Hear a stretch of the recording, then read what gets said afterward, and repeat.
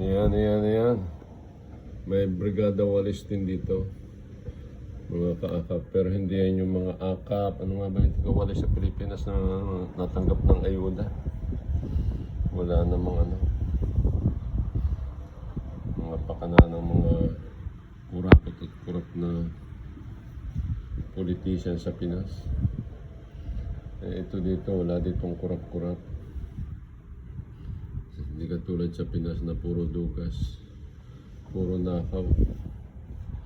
Ngayon talagang bumuhos ang mga magnanakaw kasama ng nabulgar ng ulan, ng baha. Nakalkal yung mga magnanakaw. Milyon-milyon, bilyon-bilyon ang ninakaw ng mga bukol na politiko.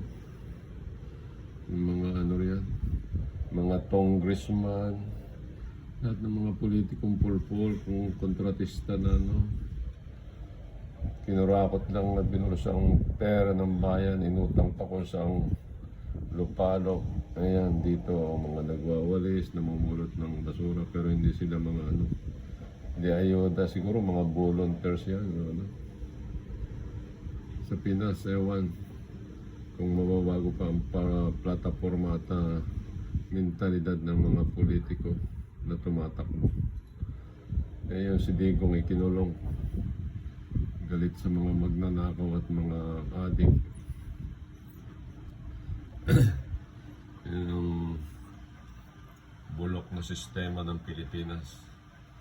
Kaya hindi mo unlad. Bilyon-bilyon ang pera, pero kinukurakot at binubulsa ng mga kurakot.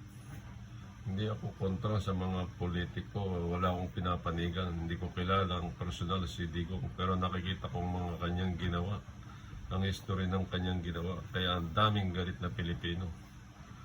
Alam nila na nagpakaayos, nagpakahirap, hindi ng kurakot. Pero yun, nandun sa daheg. Mga ungas na politiko. Galit ng bayan ang napapala ninyo. Kawawa ang taong bayan.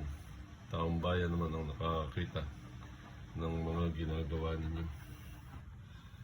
Bukol na politiko, gising-gising kayo. Maglingkod kayo ng totoo. Huwag yung mangurakot ng totoo. God bless mga kurakot na politiko. Ipuin sana kayo ng Diyos na matauhan na kayo. Maglingkod kayo ng totoo. Para sa sambayan ng Pilipino. Para sa ikaunlad ng bayan. Tapat na politiko ang kailangan. Kasi ngayon mga kabataan, dami ng adik. Kasi pabayan nyo mga droga. Nagkalat ang droga, dami ng siraulo, dami ng nagugutom. Dahil kurakot, droga laganap sa Pilipinas.